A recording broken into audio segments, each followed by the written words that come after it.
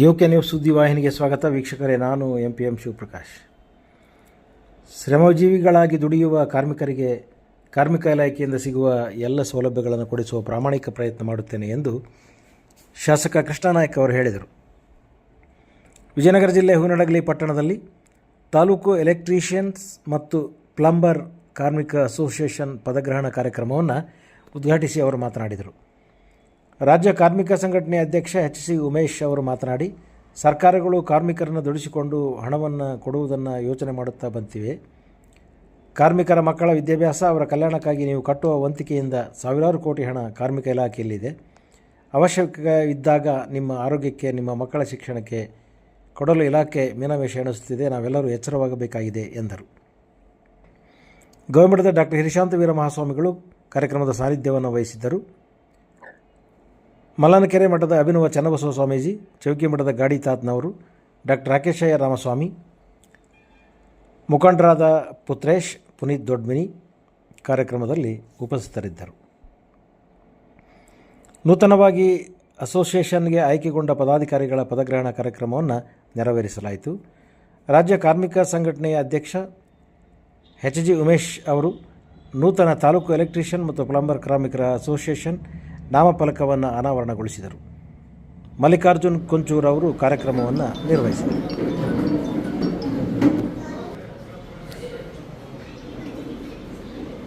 ನಮ್ಮ ತಾಲೂಕಿನಲ್ಲಿ ನಿರಂತರವಾಗಿ ಕೆಲಸ ಮಾಡ್ತಾರೆ ನಮ್ಮ ಎಲೆಕ್ಟ್ರಿಷಿಯನ್ಗಳು, ಪ್ಲಂಬರ್ಗಳು. ಒಂದು ವಿಮಾನ ನಮ್ಮ ಅವರ ಮಧ್ಯದಲ್ಲಿ ಇದ್ದಂಥ ಅವರ ಬಾಂಧವ್ಯ ಮತ್ತು ಒಂದು ಅಸೋಸಿಯೇಷನ್ ಆಗಿ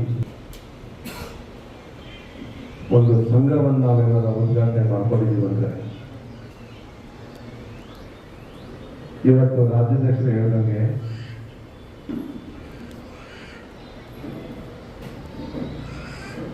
ಇತರೆ ಕೇವಲ ಕಟ್ಟಡ ಅಷ್ಟೇ ಅಲ್ಲ, ಇವತ್ತು ಇತರೆ ಕಾರ್ಮಿಕರಿಗೆ ಕೂಡ ಯಾವುದೇ ರೀತಿಯ ಸವಲತ್ತುಗಳು ಇಲ್ಲದೆ ಅವರ ಜೀವನವನ್ನು ಅವರೇ ನಡೆಸ್ಕೊಂಡು ಹೋಗೋ ರೀತಿಯಿಂದ ಇವತ್ತು ಪರಿಸ್ಥಿತಿ ಇದೆ. ನಾಳೆ ಏನಾದ್ರು ಅನಾನುಕೂಲ ಆಗಿ ಅವೇನೋ ದುಡಿಯೋ ಥರ ಕೆಲಸ ಮಾಡೋ ಥರ ಪರಿಸ್ಥಿತಿ ಬಂದರೆ ಅವರ ಕುಟುಂಬ ಕೂಡ ನಡೆಸ್ಕೊಂಡು ಹೋಗೋ ಥರ ಶಕ್ತಿ ಇರಲ್ಲ. ಹಾಗಾಗಿ ಇವತ್ತು ಅವರ ಜೀವನದ ಹಂಗೂ ಕೂಡ ನೋಡಲಾರದೆ ಬಹಳಷ್ಟು ಎಲೆಕ್ಟ್ರಿಷಿಯನ್ಗಳು ಕೆಲಸ ಮಾಡ್ತಿರ್ತಾರೆ, ಪ್ಲಂಬರ್ಗಳು ಕೆಲಸ ಮಾಡ್ತಿರ್ತಾರೆ. ಬಿಲ್ಡಿಂಗ್ಗಳಲ್ಲಿ ಯಾವುದೇ ರೀತಿಯ ಸಂಪೂರ್ಣ ಬ್ಯಾರಿಕೇಷನ್ಗಳು, ಸೇಫ್ಟಿಗಳು ಇಲ್ಲಿದ್ರು ಕೂಡ ಕೆಲಸ ಮಾಡಿ ಅವರ ಜೀವನ ನಡೆಸಲಿಕ್ಕೆ ವೃತ್ತಿಯಲ್ಲಿರ್ತಾರೆ, ತೊಡಗಿಸ್ಕೊಂಡಿರ್ತಾರೆ. ನಾಳೆ ಹೆಚ್ಚು ಕಡಿಮೆ ಆದರೂ ಕೂಡ ಅವರಿಗೆ ಆದಂಥ ಕಷ್ಟಗಳಿಗೆ, ನೋವುಗಳಿಗೆ ಇವತ್ತು ಸ್ಪಂದಿಸೇ ಇರೋದು ಕೂಡ ಬಹಳ ನೋವು ತರುತ್ತೆ. ಈ ಹಿಂದೆ ಕೂಡ ಕಾರ್ಮಿಕರಿಗೆ ಅಂತೇಳಿ ಕಿಟ್ ಬಂದಾಗ ಅದು ನನ್ನ ಕೈಯಲ್ಲಿ ಹಂಚಿಕೆ ಮಾಡುವಾಗ ಆ ಕ್ವಾಲಿಟಿಗಳನ್ನು ನೋಡಿ ನಾನು ಇದು ಹಂಚಿಕೆ ಮಾಡಲಿಕ್ಕೆ ನನಗೆ ಮನಸ್ಸು ಕೂಡ ಬರ್ತಾ ಇಲ್ಲ ಅಂತೇಳಿ ನಮ್ಮ ಮನ್ಸೂರ್ ಭಾಯಿ ಕೊಟ್ಟಿದ್ದಾರೆ, ನಮ್ಮ ಮಲ್ಲಿಕಾರ್ಜುನ್ ಬಂದಿದ್ದಾರೆ. ಇದನ್ನು ಬದಲಾವಣೆ ಮಾಡಿ ತಗೊಂಡ್ಬಂದ್ರೆ ಹಂಚರೆ ಇಲ್ಲ, ಹಂಚದೆ ಬೇಡ ಅಂತೇಳಿ ನಾವು ತಿರಸ್ಕಾರ ಮಾಡಿ ಕಳಿಸಿರ್ತೀವಿ.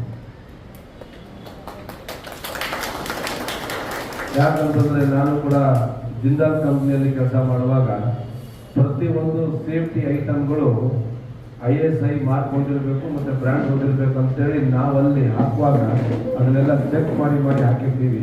ಇಲ್ಲಿ ಕೊಡುವಂಥ ಇಕ್ವಿಪ್ಮೆಂಟ್ಗಳಿಗೆ ಯಾವುದೇ ರೀತಿಯ ಕೂಡ ಸೇಫ್ಟಿಯ ಮಾರ್ಕ್ ಇರೋದಲ್ಲ.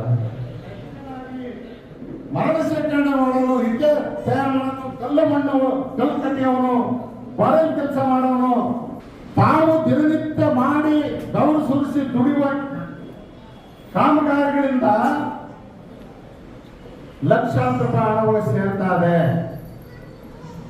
ಆ ಕಲ್ಯಾಣ ಮಂಡಳಿಯಲ್ಲಿರುವ ಹಣಕ್ಕೆ ಒಡೆಯರು, ವಾರಸ್ದಾರರು, ನೈಜವಾದ ಮಾಲೀಕರು, ಕಟ್ಟಡ ನಿರ್ಮಾಣ ಕಾರ್ಮಿಕರು, ನೀವು ಕೂಡ ಅನ್ನೋದು ನಿಮಗೆ ದಾಸ ಇರಬೇಕು. ಮೊದಲನೇದು ನಿಮಗೆ ದಾಸ ಇರಬೇಕು.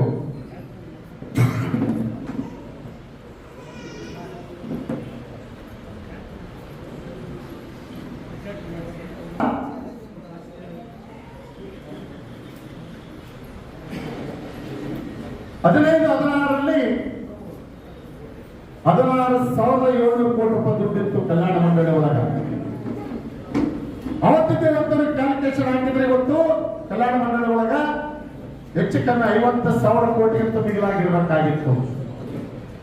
ಆದ್ರೆ ಇವತ್ತು ಉಳಿದಿರೋದಷ್ಟು 4,800 ಕೋಟಿ ರೂಪಾಯಿ ಉಳಿದಿದೆ.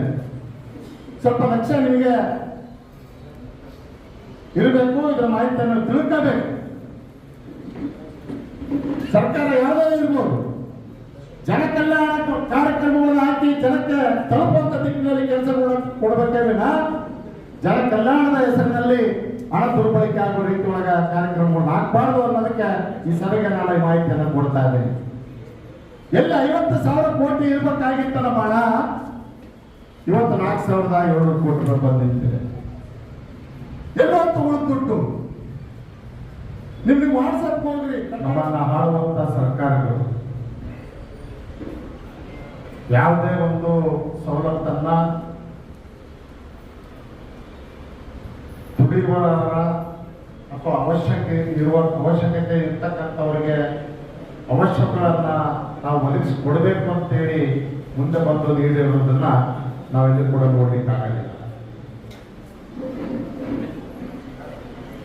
ಶ್ರಮಜೀವಿಗಳಿಗಾಗಿ ಬದುಕನ್ನೇ ಮುಡುಪಾಗಿತ್ತಂತ ಸಾವಿರಾರು ಜನ ಇದಕ್ಕೂ ನಮ್ಮ ಇವತ್ತು ನಮ್ಮ ಕಣ್ಣು ಮುಂದಿಲ್ಲ. 1886ರಿಂದಲೂ ಹೋರಾಟದ AITUC ಎನ್ನುವ ಸಂಘಟನೆ ಅಧಿಕೃತವಾಗಿ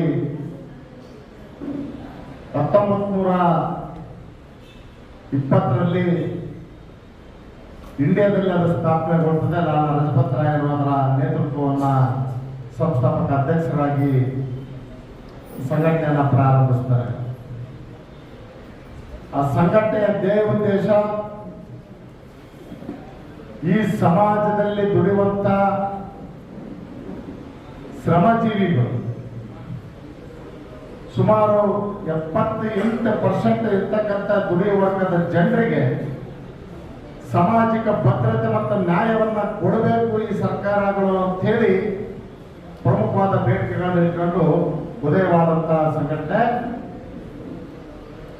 ಅಂದು ಊಳವನೆ ಒಡೆಯ ಭೂ ಮಾಲೀಕರ ದೌರ್ಜನ್ಯ ದಬ್ಬಾಳಿಕೆ ಒಂದ್ ಕಡೆಗಾದ್ರೆ, ದುಡಿಯುವ ಕಾರ್ಮಿಕರನ್ನ ತನ್ನ ಕಪಿಮುಷ್ಟಿ ಒಳಗೆ ಕಾಂಪೌಂಡ್ ಒಳಗೆ ಕೂಡಾಕಿಕೊಂಡು ಚೈನ್ ಹಾಕಿ ಕಾಲಿಗೆ ಕೊಳ್ಳಿಗೆ ರಾಡ್ ಹಾಕಿ ಸಣ್ಣಿನ ರಾಡಿನ ಸಣ್ಣಗಳನ್ನ ಇದನ್ನ ಮಾಡಿ ಸಳಕೆ ಮಾಡಿ ಕೊಳ್ಳಿಗೆ ಹಾಕಿಬಿಟ್ಟು ಚೈನ್ ಹಾಕಿ ಕಟ್ಟಾಕೊಂಡು ಕೆಲಸ ಮಾಡಿಸುವಂತ ದುಡಿಸುವಂತ ವಿಧಮಾನ ಒಂದ್ ಕಡೆಗೆ ಮಾಲೀಕರು, ಫ್ಯಾಕ್ಟರಿ ಮಾಲೀಕರು ದೌರ್ಜನ್ಯಗಳು.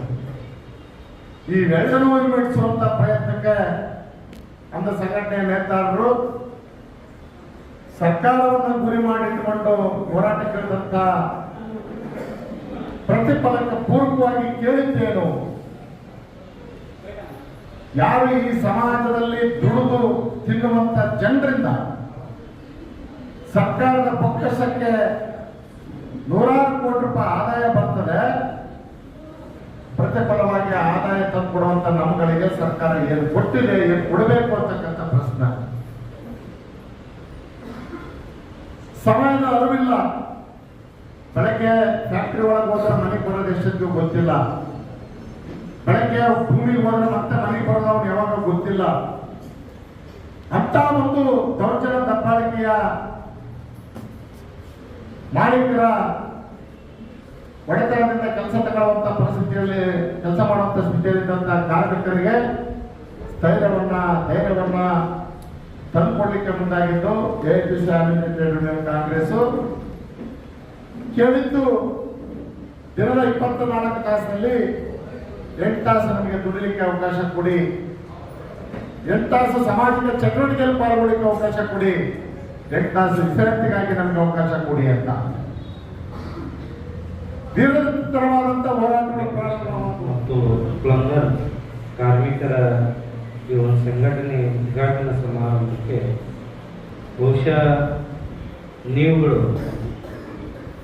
ಎಷ್ಟು ಕೆಲಸ ಮಾಡ್ತೀರಿ ಅಂತಂದರೆ ಇಂಜಿನಿಯರ್ಗಳು ಓದ್ಕೊಂಡಿರ್ತಾರೆ, ಅವರಿಗೆ ಫೀಲ್ಡ್ ವರ್ಕ್ ಇರ್ತದೆ, ತಮ್ಮದೇ ಆಗಿರ್ತಕ್ಕಂಥ ಒಂದು ಚೌಕಟ್ಟು ಇರ್ತದೆ. ಆದರೆ ಅದರ 2 ಪಟ್ಟು ಬಹಳ ಬುದ್ಧಿವಂತಿಕೆಯಿಂದ ಕೂಡಿರ್ತಕ್ಕಂಥವರು ಯಾರಾದ್ರಿದ್ರೆ ನಮ್ಮ ಎಲೆಕ್ಟ್ರಿಷಿಯನ್ ಮತ್ತು ಪ್ಲಂಬರ್ ಬಂಧುಗಳು ಅಂತ ಮಾತನ್ನ ಯಾಕಂದ್ರೆ ಆ ಕೆಲಸ ಇಂಜಿನಿಯರ್ ಹೇಳ್ತಿದ್ದಾರೆ ಅಂತಂದ್ರೆ ಇಲ್ಲಿ ಹಿಂಗೆ ಮಾಡ ಅಂತಂದ್ರೆ ಮುಂಚಿತವಾಗಿ ನೀವು ಅವರಿಗೆಲ್ಲ ಹೇಳ್ತೀರಿ. ಮತ್ತು ವಿಶೇಷವಾಗಿ ಎಂತಹ ತರಬೇತಿ ಇರ್ತದಂತಂದ್ರೆ ನಮ್ಮ ಮಲ್ಲಿಕಾರ್ಜುನ್ ಸರ್ ಅವರು, ನಮ್ಮ ಹಲ್ಗಿ ಸುರೇಶ್ ಅವರು ಹೇಳ್ತಾ ಇದ್ದಾರೆ, ನಿಮ್ಗೆ ಎಷ್ಟು ಸೌಕರ್ಯಗಳು ಸರ್ಕಾರದಿಂದ ದೊರಕ್ತವೆ ಅನ್ನುವಂಥ ಮತ್ತು ಸೌಲಭ್ಯಗಳು ಎಷ್ಟಿದಾವೆ ಅನ್ನುವಂಥ ಆ 2 ಪಟ್ಟು ಶ್ರಮವಹಿಸಿ ನೀವು ಕಾಯಕ ಮಾಡಿದ್ರೆ ಅಂದರೆ ದುಡಿದ್ರೆ ನಿಮಗೆ ಖಂಡಿತವಾಗಿ ಸಿಗ್ತದೆ ಅನ್ನುವಂಥದ್ದು. ಸರ್ಕಾರದ ಸೌಲಭ್ಯಗಳನ್ನು ಪಡಿಬೇಕು, ಜೊತೆಗೆ ನಾವು ಸಹಿತ ಒಳ್ಳೆ ಪ್ರಗತಿಪರವಾಗಿರ್ತಕ್ಕಂಥ ಕೆಲಸಗಳನ್ನು ಮಾಡಬೇಕು ಅನ್ನುವಂಥದ್ದನ್ನು ಈ ಸಂದರ್ಭದಲ್ಲಿ ನಿಮಗೆಲ್ಲ ತಿಳಿಸ್ತಾರೆ. ನಮ್ಮ ಶ್ರೀಮಠದ ಕೆಲಸದಲ್ಲಿ ಅನೇಕರು ನಾವು ನೋಡ್ತೀವಿ. ನಮ್ಮ ಪ್ಲಂಬರ್ ಇರ್ಬೋದು, ಎಲೆಕ್ಟ್ರಿಷಿಯನ್ ಕೆಲಸ ಮಾಡೋರು ಇರ್ಬೋದು, ಅವರೆಲ್ಲ ಎಷ್ಟು ಬುದ್ಧಿವಂತಿಕೆಯಿಂದ ಹೇಳ್ತಿರ್ತಾರೆ. ಒಂದು ನೀರು ನಿಂದಿರ್ತಕ್ಕಂದ್ರೆ, ಒಂದು ಇಂಥಲ್ಲೇ ಶಾರ್ಟ್ ಸರ್ಕ್ಯೂಟ್ ಆಗಿರ್ತಂದ್ರೆ ಅದರ ಬಗ್ಗೆ ತಿಳಿಸ್ತಾರೆ.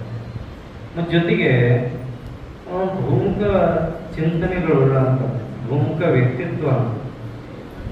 ವಿಶೇಷವಾಗಿ ಅನೇಕ ನಮ್ಮ ಧಾರ್ಮಿಕ ಕಾರ್ಯಕ್ರಮಗಳನ್ನು ನೋಡ್ತಿರ್ತೀವಿ. ದೀಪಾರಾಧನೆ ಮಾಡುವಂಥ ಸಂದರ್ಭ, ಇನ್ನೊಂದು ಸಂದರ್ಭ ವಿಶೇಷವಾಗಿರ್ತಕ್ಕಂಥ ದೀಪಾರಾಧನೆ ಮಾಡೋದು ಅಲ್ಲೇ ಹಿಂಗೆ ಪಟಾಣ ಹಾಕ್ತಿದ್ರೆ ನಾನು ಹತ್ತುವಂಥದ್ದು. ಅದನ್ನು ಇವತ್ತು ನಾನು ನಮ್ಮ ಕೆಲವ್ರಿಗೆ ಹೇಳಿದೆ, ನಾವು ಅಲ್ಲ ಸಸ್ಯಕ್ಕೆ ನೀರು ಹಾಕೋಕ್ಕಿಂತ ಹಿಂಗೆ ಪಟಾಣ ಹಾಕಿಬಿಟ್ಟು ದೀಪ ಹಚ್ಚಿ ಬಿಡ್ತಿರ್ತಾವ ಬಾಯಿ. ಹೌದಲ್ಲ? ಅಂದರೆ ಅಷ್ಟು ವ್ಯಕ್ತಿತ್ವ ಮನೋಭಾವ ನಿಮ್ಮಲ್ಲಿ ಅಡಗಿದೆ ಅನ್ನುವಂಥ. ಇವತ್ತು ಗ್ರಾಮೀಣ ಪ್ರದೇಶಗಳಲ್ಲಿ, ತಾಲೂಕು ಮಟ್ಟದಲ್ಲಿ, ಜಿಲ್ಲಾ ನಗರ ಮಟ್ಟಗಳಲ್ಲಿ, ಪಟ್ಟಣಗಳಲ್ಲಿ ಎಲ್ಲರಿಗೆ ಅವಶ್ಯಕವಾಗಿರ್ತಕ್ಕಂಥ, ಅದಕ್ಕೆ ಎಲ್ಲರ ಜೊತೆಗೆ ಬೆರೆಯುವಂಥದ್ದು, ಎಲ್ಲರ ಜೊತೆಗೆ ಕೆಲಸಕ್ಕೆ ಮತ್ತು ವಿಶೇಷವಾಗಿ ಆ ಮನೆಯ ಒಂದು ಮನೆ ಇರಲಿ, ಮಠ ಇರಲಿ, ಮಂದಿರ ಇರಲಿ, ಮಸೀದಿ ಇರಲಿ, ಚರ್ಚ್ ಇರಲಿ, ಸುಲಭವಾಗಿ ಬೇಕಾಗಿರ್ತಕ್ಕಂಥದ್ದು ಇವೆಲ್ಲ ಬೇಕು. ಲೈಟ್ ಬೇಕು, ಫ್ಯಾನ್ ಬೇಕು, ಎಲ್ಲ ಫ್ರಿಜ್ ಬೇಕು, ಎಲ್ಲನೂ ಬೇಕು. ಮತ್ತು ವಿಶೇಷವಾಗಿ ಪ್ಲಂಬಿಂಗ್ ಕೆಲಸ ಅಂತೂ ಬೇಕೇ ಬೇಕು. ಇಲ್ಲಿ ಯಾರು ನಮಗೆ ಬ್ಯಾಡಪ್ಪ, ನಾವು ಅದಿಲ್ಲದೆ ಬದುಕ್ತೀವಿ ಅನ್ನುವಂಥವ್ರು ನಾವು ಯಾರೂ ಇಲ್ಲ. ಹಾಗಾಗಿ ಎಲ್ಲರೊಳಗೊಂದಾಗೂ ಮುಂದೆ ತಿಮ್ಮ ಅಂತ ನಮ್ಮಲ್ಲಿ ಹೆಂಗಿರಬೇಕು ಅನ್ನುವಂಥದ್ದನ್ನು, ಒಗ್ಗಟ್ಟು ಹೆಂಗಿರಬೇಕು ಅನ್ನುವಂಥದ್ದು ಮಲ್ಲಿಕಾರ್ಜುನ್ ಸರ್ ಹೇಳಿದ್ರಲ್ಲ, ಈ ಜೇನುಹುಳು ಇದ್ದಂಗಿರಬೇಕು. ಜೇನುಹುಳು ನಮ್ಮ ಮಲ್ಲನಕೆರೆ ಇವತ್ತು ಎಷ್ಟೋ ಕಾರ್ಮಿಕರು ತಮ್ಮ ಕಾರ್ಡ್ಗಳನ್ನ ರಿನ್ಯೂವಲ್ ಮಾಡದೇ ಮರಣ ಹೊಂದಿದ್ದಾರೆ. ಎಷ್ಟೋ ಮಹಿಳಾ ಕಾರ್ಮಿಕರು ಇವತ್ತು ತಮ್ಮ ಆರೋಗ್ಯವನ್ನ ಹಾಳು ಮಾಡಿಕೊಂಡು ಸೌಲಭ್ಯಗಳಿಂದ ವಂಚಿತರಾಗ್ತಾ ಇದ್ದಾರೆ. ಎಷ್ಟೋ ಕಾರ್ಮಿಕರು ಇವತ್ತು ನಿವೃತ್ತಿಯಾಗಿದ್ದಾರೆ, ಅವರು ಕಾರ್ಡ್ ಅನ್ನ ರಿನ್ಯೂವಲ್ ಮಾಡ್ಕೊಂಡಿಲ್ಲ.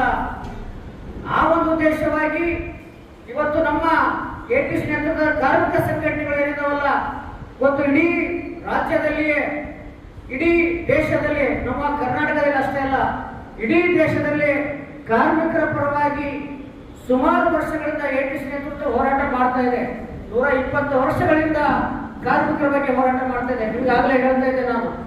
ಇವತ್ತು ಅಂಗನವಾಡಿ, ಬಿಸಿ ಊಟ, ಉದ್ಯೋಗ ಖಾತೆಯಲ್ಲಿ ಕೆಲಸ ಮಾಡುವಂತ ಮಹಿಳೆಯರಿಗೆ ಯಾವ ರೀತಿ ಇವತ್ತು ಅಸಂಘಟಿತ ವಲಯದಲ್ಲಿ ಕೆಲಸ ಮಾಡುವಂತ ಕಾರ್ಮಿಕರನ್ನ ಕಡೆಗಣಿಸಿ ನಿಮಗೆ ಕೇವಲ ತಾತ್ಕಾಲಿಕವಾಗಿ ಇವತ್ತು ಸೌಲಭ್ಯಗಳನ್ನ ಕೊಡ್ತಾ ಇದ್ದಾರೆ. ನಾನು ಆಗಲೇ ನಿಮಗೆ ಹೇಳುವಾಗ ಇನ್ನು ಹಲವಾರು ಸೌಲಭ್ಯಗಳನ್ನ ಮುಂದಿನ ದಿನಮಾನಗಳಲ್ಲಿ ನಿಮಗೆ ಕೊಡಿಸುವಲ್ಲಿ ನಾವು ನಿರಂತರವಾಗಿ ನಿಮ್ಮ ಜೊತೆಗೆ